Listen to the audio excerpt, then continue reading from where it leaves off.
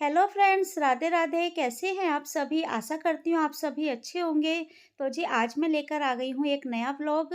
और आज का जो व्लॉग है वो मेरे लिए बहुत एक स्पेशल है, क्योंकि मैंने अपनी लाइफ में क्या करा क्या नहीं करा, कितना स्ट्रगल करके मैं यहाँ तक पहुँची हूँ और इस सिलाई ने मुझे कितना सपोर्ट किया है। तो बस वही आज मैं व्लॉग में बताऊँगी। और आज जो मैं सिलाई कर रही हूँ, ये कर रही हूँ मैं पैंट की स्टिचिंग कर रही हूँ। जो पैंट मैंने कटिंग करके आपको दिखाई थी, तो आज मैं उसी की स्टिचिंग कर रही हूँ। क्योंकि 2-3 दिन से ना मुझे फ़ीवर आया हुआ था, तो फ़ीवर के चक्कर में ना मशीन पे ठीक से काम नहीं कर पा रही थी। क्योंकि जो भी काम था मतलब दवाई खाई और दवाई खा के फ़ीवर उतर गया, तो थोड़ा बहुत काम किया। इतना जैसे एक इंटरेस्ट लेके काम करते हैं ना, वो काम नहीं कर पा रही थी।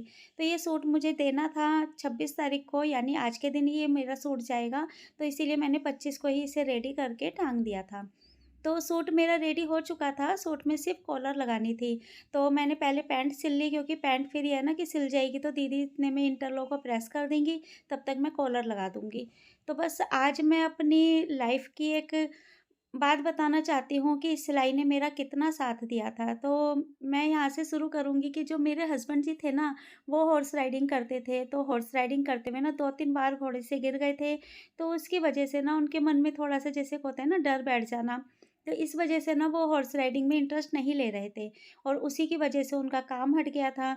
और काम हटने की वजह से मतलब कोई काम मिल भी नहीं रहा था कि आसानी से कोई काम मिल जाए।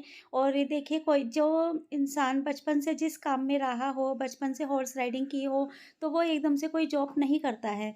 तो वही चीज़ इनके साथ हो रही थी कि इनको कोई छोटी-मोटी जॉब मिल भी रही थी, क्योंकि पढ़े लिखे तो है नहीं ज़्यादा। तो जो भी छोटी मोटी जॉब मिल रही थी, तो वो इसमें ना इंटरेस्ट नहीं ले पा रहे थे। और ये देखिए, एक इंसान होता है कि थोड़ा बहुत पढ़ा लिखा हो तो वो कहीं पर भी जॉब कर सकता है, लेकिन जिसने बचपन से ही ये काम सीखा हो, हॉर्स राइडिंग करना, और वो कोई भी मतलब कोई भी होगा वो नहीं कर पाएगा। जो बचपन से जिस लाइन में रहा हो, तो वो दूसरा काम करने में ना थोड़ा हिचकिचाता भी है और जॉब मिलना भी बहुत मुश्किल होता है। तो बहुत मुश्किल से इनको जॉब मिली थी काफ़ी सालों के बाद, क्योंकि ये जो जॉब मिली है ना, ये इनको मिली है 2017 में। 2017 से ये जॉब कर रहे हैं। और मैंने जो सिलाई सीखी थी, वो सीखी थी 2009 में। सॉरी, 9 में नहीं, 10 में। 2010 में मैंने ये सिलाई सीखी थी। तो इतने सालों तक जो मेरा काम रहा है, देखिए ससुराल वाले भी सपोर्ट करते थे, ऐसा नहीं है कि सपोर्ट नहीं करते थे। लेकिन जो अपने हाथ में पैसा होता है ना, तो उसकी बात कुछ अलग होती है। हम किसी के ऊपर भी कितना भी निर्भर रहेंगे और फिर कोई अगर हमें खिला भी रहा है, तो कितने दिन तक खिलाएगा? यही मेरे साथ होता था। मैं बहुत इनको बोलती थी, कहीं जॉब करो, कहीं छोटी-मोटी कोई सी भी जॉब पकड़ो, बच्चों को भई बेटे की पढ़ाई-लिखाई है, तब तो मेरा बड़ा ही बेटा था। इसी वजह से मैंने दू सेकंड बेबी के लिए नहीं सोचा था कि भई पहले एक का ही खर्चा बड़ा मुश्किल हो रहा है, तो मैं दूसरे को क्यों सोचूँ? मैं दूसरा बच्चा अगर मैं कर भी लूँगी, दूसरा बेबी हो भी जाएगा, तो उसकी पढ़ाई-लिखाई कैसे होगी? तो वही मेरे साथ बहुत मुश्किल होता था, बहुत मुश्किलों से, कठिनाइयों से मैंने वो दिन काटे थे। और मेरा जो साथ दिया ना, वो दिया सिर्फ़ मेरी सिलाई ने। क्योंकि जो भी सिलाई के पैसे आते थे, उसमें मेरा घर का खर्चा चलता था, बच्चे की फ़ीस है वो जाती थी, बच्चे की ट्यूशन की फ़ीस है वो जाती थी। तो वो दिन मैं भूल नहीं सकती और कभी भगवान मुझे ना ही भुलाए, क्योंकि कहते हैं ना, मुश्किल दिनों को कभी भूलना नहीं चाहिए। तो मेरे साथ बहुत प्रॉब्लम होती थी, कहीं पर भी मतलब अ, मैं वो दिन बता ही नहीं सकती, क्योंकि सिलाई का जो भी पैसा आता था, तो वो मेरे घर के खर्चे में, हर चीज़ में उड़ जाता था। हम अपने शौक पूरे नहीं कर पा रहे थे, क्योंकि कमाई भी है, लेकिन फिर भी मैं अपने अरमानों को, अपने शौक को बिल्कुल दबा लिया करती थी। मैं अपने शौक कभी पूरे नहीं कर पाती थी। कोई तीज त्योहार भी है, तो मैं इतनी टेंशन नहीं लेती थी कि जो है, जैसा है, पुराने कपड़े हैं, जो भी है, मैं उसी में ही अपने मतलब त्योहार निकाल लिया करती थी। मैं कभी भी नए कपड़ों के लिए या फिर अच्छी चीज़ों के लिए कभी नहीं भागती थी। तो आज ये सब जो मैं बता रही हूँ, वो मैं इसलिए बता रही हूँ क्योंकि मेरी तरह जो भी कोई बहनें हैं जिनको स्टिचिंग आती है या पार्लर का आता है या कोई भी उनके हाथ का हुनर है, कोई भी काम है, अगर मैं कहूँगी अगर उन्हें सिलाई-बुनाई भी आती है, क्रोशिया का काम भी आता है, तो उस काम को भी धीरे-धीरे करके आगे बढ़ाइए। क्योंकि कोई भी काम छोटा नहीं होता है, छोटे को बड़ा बनाना आपके हाथ में होता है। तो मैं जब सिलाई करती थी ना, तो मेरे पास कुछ भी नहीं था। कोई मतलब ज़्यादा सामान, काउंटर और ये रैक है या सामने रोड लगी हुई है, ऐसा कुछ भी सामान नहीं था। सिर्फ़ और सिर्फ़ मेरे पास मशीन थी, जो हाथ की मशीन थी। हाथ की मशीन से मैं स्टिचिंग करती थी। लेकिन हाथ की मशीन से देखिए बहुत ज़्यादा प्रॉब्लम होती थी, तो फिर मैंने उसी मशीन पे पैर लिए और पैरों से फिर मैं काम करने लग गई। रेस कोर्स में रहती थी, तो वहाँ पर ना मेरे पास बहुत काम आता था, क्योंकि वहाँ पर ना शॉप बहुत दूर थी, क्योंकि अगर किसी को जाना भी है या तो ऑटो से जाओ या फिर अपनी कन्वेंस करके जाओ, जो भी तुम पे मतलब गाड़ी है तो उससे जाओ। कोई आस-पास कहीं पर भी ऐसी कुछ चीज़ नहीं थी कि आस-पास में ही कहीं पर भी हमें मतलब कोई सहूलियत हो, कोई दुकानें पास हो, कुछ भी ऐसा नहीं था। अगर सब्ज़ी लेने भी जाना है ना, तो समझिए ऑटो से जाओ या फिर अपनी गाड़ी से जाओ। तो यही हमारे साथ भी होता था। तो जब मैंने सिलाई सीखी, तो वहाँ पे सबको पता चला कि भई कि उनकी वाइफ़ सिलाई करती हैं, तो मेरे पास ना बहुत काम आने लगा। और उसी दौरान हमारा यहाँ पर मकान बन गया था, जो हमारे जेठ जी हैं, उन्होंने यहाँ पर मतलब मिलके दोनों भाइयों ने मकान बनाया। तो जब यहाँ पालम में मकान बन गया, तो फिर हम इसको खाली नहीं छोड़ सकते थे। तो यहाँ पर फिर हम आ गए थे। यहाँ पर आने के बाद फिर हमारे पास कुछ भी ऐसा नहीं था कि भई हम क्या करें, क्या नहीं करें। तो मेरे पास जो हाथ की मशीन थी, हाथ की मशीन पे काम करती थी, तो प्रॉब्लम बहुत ज़्यादा होती थी। फिर मैंने पैर लिए, उस हाथ की मशीन पर ही पैर लिए और पैर की मशीन पे फिर मैंने काम करने लगी। जब मेरे पास थोड़ा-थोड़ा पैसा आया, तो मैंने मशीन के साथ फिर सॉरी पैर के साथ फिर मैंने मोटर लगवा ली। मोटर से काम क्या है ना, मेरा और ज़्यादा ईज़ी हो गया। मोटर ज़्यादा महँगी नहीं आती है, लेकिन फिर भी उस समय जब पैसे नहीं हाथ में होते, तो 1-1 रुपया भी बहुत भारी लगता है। तो मैंने थोड़े पैसे जोड़ के फिर मैंने मोटर लगवाई।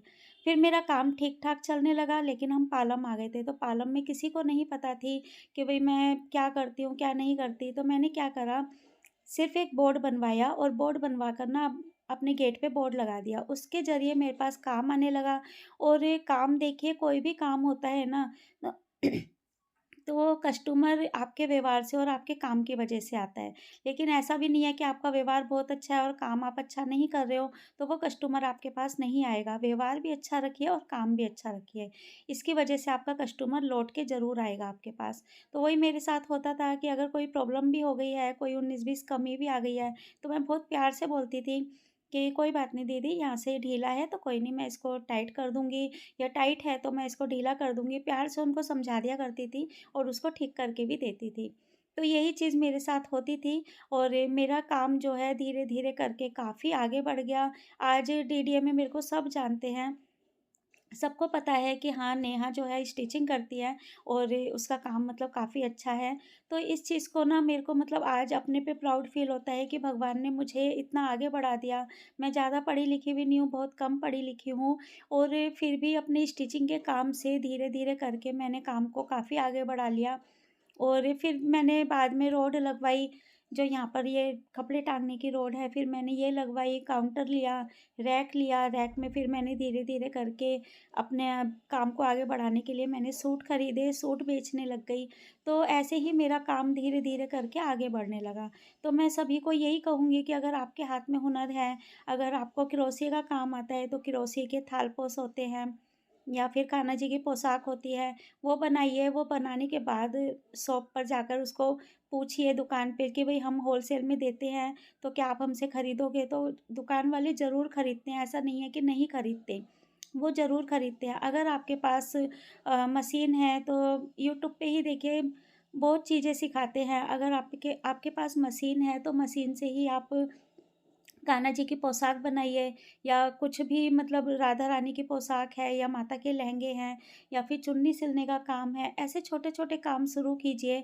और ये जो पूजा पाठ की जो दुकानें होती हैं, वहाँ पर जाकर आप सेल कीजिए, वो आपसे ज़रूर लेंगे, क्योंकि ऐसा नहीं है कि कोई नहीं खरीदे, ऐसा होता है कि कोई ना कोई ज़रूर खरीदता है। सबसे बड़ी बात होती है हिम्मत ना हारने की। अगर आप हिम्मत हार जाओगे, तो कोई भी काम देखिए आगे नहीं बढ़ेगा। और मुझे देखिए, मेरे को फ़ीवर भी था, अब बहुत ज़्यादा मेरे को वीकनेस भी आई हुई थी और मैंने स्टिचिंग करी, दीदी ने प्रेस करी, प्रेस करके कपड़े टाँगे हैं। उसके बाद जो भी मतलब वहाँ पे बिखेरा होता है, जो भी कपड़े-वपड़े गिरे हुए होते हैं कटिंग के, वो सारा सँगवाया है। फिर मैं आ गई हूँ रसोई में। रसोई में आने के बाद फटाफट से मैंने सब्ज़ी बनाई, क्योंकि जो भैया हैं वो आने वाले हैं। और आज तो हस्बैंड जी की छुट्टी थी, क्योंकि आज नाइट ड्यूटी करते हैं, तो आज ये ड्यूटी नहीं गए हैं, 2 दिन की इन्होंने छुट्टी ले रखी है। और ये भैया आने वाले थे, तो उनकी वजह से मुझे टाइम से ये रहता है 8 बजे तक मेरी सब्ज़ी बन जाए और आटा गूँध जाए। 8 साढ़े 8 के बीच में मैं ये काम बिल्कुल रेडी करके रखती हूँ। तो फटाफट मैंने किचन में आके ये काम निपटाए, क्योंकि अगर देखिए जो भी अगर ड्यूटी से आ रहे हैं और उनको टाइम से खाना ना मिले ना तो फिर बेकार में घर में कलेश होते हैं। तो सबको पता है कि हाँ, नेहा घर में 8 और साढ़े 8 के बीच में खाना रेडी कर देती है। उससे ज़्यादा कभी लेट होता है तो मुझको खुद ही अजीब-सा लगता है कि आज इतना लेट हो गया है। और वैसे मैं देखिए 99% यही रहता है मेरा कि टाइम से खाना बना देना। कभी मैं अपने काम को और घर के काम को बीच में नहीं लाती हूँ। घर के काम की वजह से मैं सिलाई नहीं छोड़ती और सिलाई की वजह से मैं घर का काम नहीं छोड़ती, क्योंकि दोनों कामों को मैं अलग-अलग टाइम देती हूँ और अपने हिसाब से ही दोनों कामों को लेके चलती हूँ। सब्ज़ी जो है उसमें तड़का लग गया है और सीटी भी आ गई है, क्योंकि आलू बैंगन की सब्ज़ी में 2-3 सीटी में बन जाती है। और अब मैं गूँधूँगी आटा, क्योंकि आटा गूँध के रख दूँगी। फिर पानी-वानी जो भी है देखूँगी, पानी भरने का जो होता है पीने का वो भरेंगे और रसोई को साफ़ करना है, बर्तन-भांडे जो भी रहते हैं वो करूँगी। तो रसोई भी बिल्कुल क्लीन हो जाएगी। फिर लास्ट में रहता है मेरा अंदर का काम, क्योंकि रात के पूरे दिन के जो भी कपड़े सूखे हुए होते हैं फिर उनको रात में ही तय करके लगा देती हूँ। बच्चों की यूनिफ़ॉर्म होती है, उनको प्रेस करके रखती हूँ। तो ये छोटे-छोटे काम ना बहुत ज़्यादा टाइम ले लेते हैं। लेकिन मैं एक पल के लिए भी नहीं बैठती हूँ कि भई मैं बैठ गई, रेस्ट कर रही हूँ। ऐसा मैं बिल्कुल भी नहीं कर पाती और ना ही मुझे टाइम मिल पाता है।